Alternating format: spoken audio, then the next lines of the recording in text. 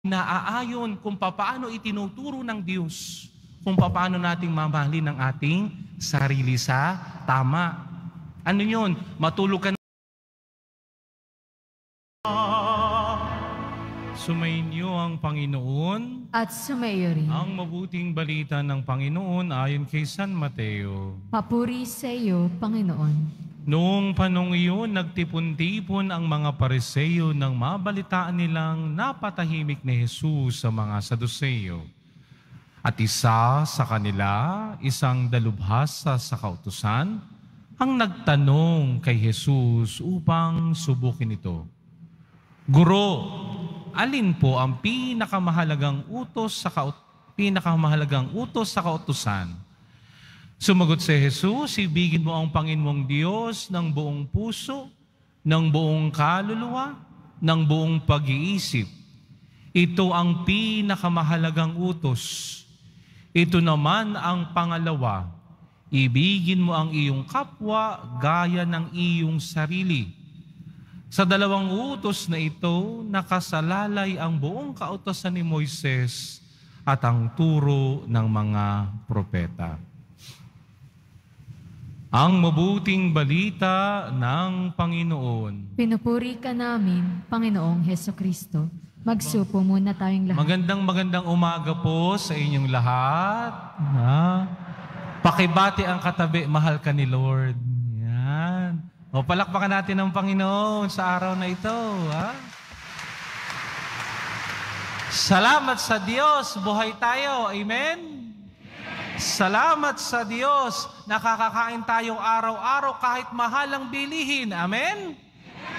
Salamat sa Diyos, mahal na mahal tayo ng Poong Nazareno. Amen? Palakpakan natin ang Panginoon sa umagang ito. Tignan mo ang iyong katabi. Huwag akong tignan mo. Okay, walang katabi eh. Tignan mo yung katabi mo. Sabi mo, I love you. Yung iba dyan sumimangot. Yung iba dyan nagsalubong ang kilay. Bakit mo ko sasabihan ng I love you? Sino ka ba para sabihan ako nito? No? Sapagkat sa ating mabuting balita, napaka-simple ng mensahe ngayon. Subalit napakalalim ng hamon para sa akin at para sa ating lahat. Bakit? May nagtanong kay Jesus, ano po ang pinakamahalagang utos?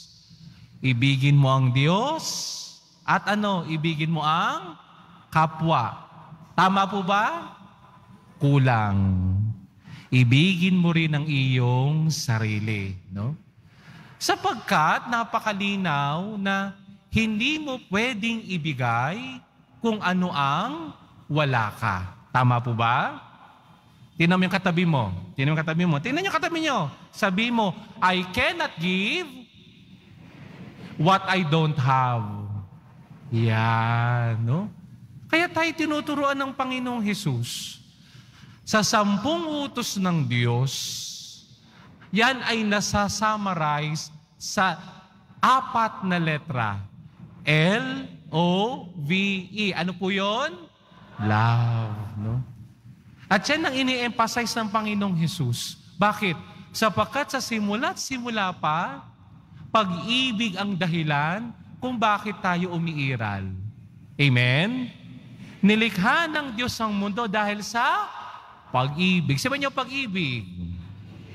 Nilikha ng Diyos ang tao dahil sa nilikha ng Diyos lahat ng mabubuting bahay dahil sa hindi ba? Subalit ang tao, gusto niya ganito mga ang dami mga sinasabi, no? Pero pwede ba natin itong padaliin pag-ibig? Subalit merong napakalalim na napakalalim na hamon. Bakit? Sapagkat kailangan kong ibigin ng Diyos, ibigin ko ang aking kapwa. Ay paano mangyayari yun, Father? Simulan mo munang ibigin ang aking sarili. Kaya gagamitin ko sa 4 na letra. Sabi mo, akap. 1, 2, 3. Mahina, mas malakas. Ano yung akap? A, ako. Sabi mo, ako. Mamahalin ko ang sarili ko. Yan. Sapagkat tandaan ho natin, ang ating mga katawan, ang templo ng Espiritu Santo. At kung ito yung templo ng Espiritu Santo, aalagaan natin ito at mamahalin natin ito sa tama. Kasi merong maling pag-ibig. Bakit? Father, mahal ko ang sarili ko, mag-iinom ako. Huwag kang lalapit sa akin. Tutuktukan kitang isa. Hindi mo mahal. Father, mahal ko ang sarili ko, kaya marami akong mga minamahal na tao, inaanakan ko. Halika dito, ibibiting kita pati warik. No? Mali eh. Kailangan ng pagmamahal sa sarili ay naaayon kung paano itinuturo ng Diyos, kung paano nating mamahalin ang ating sarili sa tama. Ano yun? Matulog ka ng maaga, huwag ka magpupuyat, no? Huwag kang kain ng taba, baka ikaw ay ma-high blood. Huwag kang kain ng matamis, baka ikaw ay ma-diabetes. No? Alagaan ang ating sarili. Mahalin natin, no? Sa sarili natututunan, no? Kapag ang sarili natin ay natututong magmahal, susunod ay, letter K. Anong K? Kapwa. Sabi mo, kapwa. Tignan mo yung katabi mo. Tignan mo katabi mo. Yan ang kapwa mo tao. Yan, no? Kapag ikay marunong umibig na sa iyong sarili, meron ka nang maibibigay sa iyong kapwa. Kaya napakahirap kapag sinabi sa iyo ng tao, mahal kita, pero hindi mo naman mahal ang sarili mo, anong ibibigay mo? Sakit ng ulo, hinanakit, no? Sapagkat kapag marunong tayong magmahal sa kapwa, hindi na natin mahirap mahalin ang Panginoon. Kaya A, K, nilagyan ko ng A, at Panginoon. Sabi, mahalin natin ang Panginoon. Sabay-sabay. Bakit? Kapag tayo'y nagmamahal ng ating kapwa, hindi yung mukha ng kapwa natin ang nakikita natin. Ang nakikita natin ay ang mukha ng Panginoong Hesus Nazareno. Amen? Nakikita ko ang mukha ng Diyos sa bawat isa. Nakikita ko ang kanyang napakagandang larawan na tayo ay kawangis, no? Kamukha ng Diyos. Amen? Tingnan mo yung katabi mo ulit. Tingnan niyo katabi niyo. Yan ang mukha ng Diyos, no? Kaya mamahalin mo yan, no? Tingnan mo yung unang pagbasa, napakaganda. Bakit? Ito'y kwento ni Noemi at ni Ruth, no? Sapagkat anong bungad sa atin? Si Noemi mayroong 2 anak na lalaki at sila'y nagsipag-asawa. Subalit namatay pareho ang anak niyang lalaki, no? Si Olga at si Ruth, no? Anong sabi ni Noemi? Bumalik na kayo sa inyong mga lugar, no? Kasi wala na kayong obligasyon sa akin. Wala na akong anak. Si Olga umalis. Pero si Ruth, no? Tandaan nyo si Ruth, hindi siya Israelita. Moabita siya.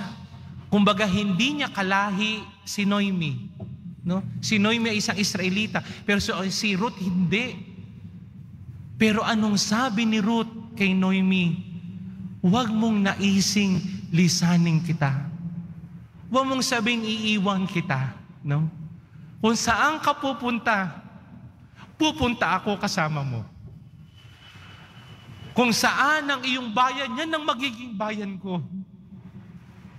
At kung sino ang magiging Diyos mo, yun ang magiging Diyos ko. Ipinakita dito ang dalisay na pag-ibig ni Ruth, no? Na yung isinantabi niya ang kanyang pagiging Moabita, sapagkat yung pag-ibig ang nagdala sa kanya, na ituring si Noemi, hindi lang biyenan niya, hindi lang isang tao na nagbigay sa kanya ng anak para maging asawa niya, hindi. Hindi niya tinuring na maging iba si Noemi, tinuring niyang bilang tunay na ina si Noemi.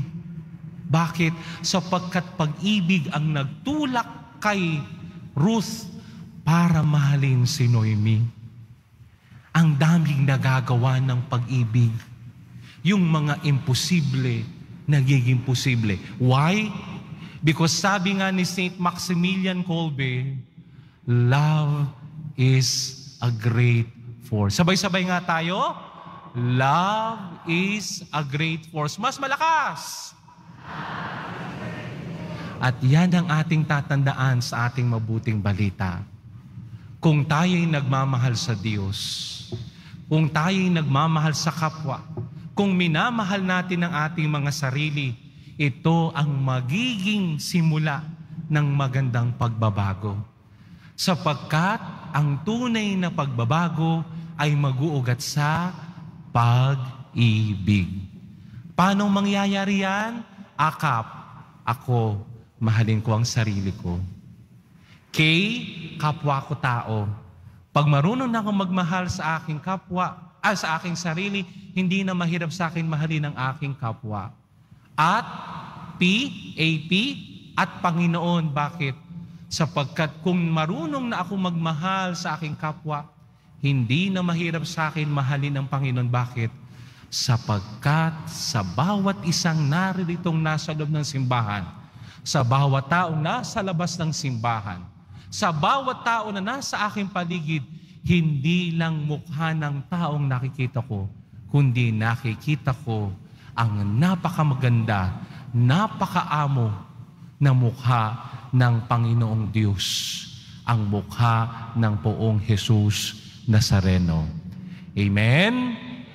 Kaya nawa sa pagpapatuloy ng ating banal na misa, nawa sa ating pamimintuho sa mahal na Poong Jesus Nazareno, itong ating hihilingin. Samahan niyo ako manalangin. Panginoong Jesus Nazareno,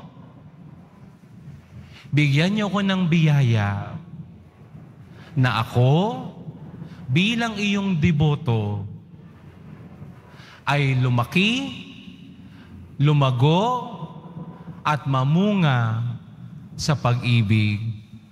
Amen. Palakpakan natin ang Panginoon.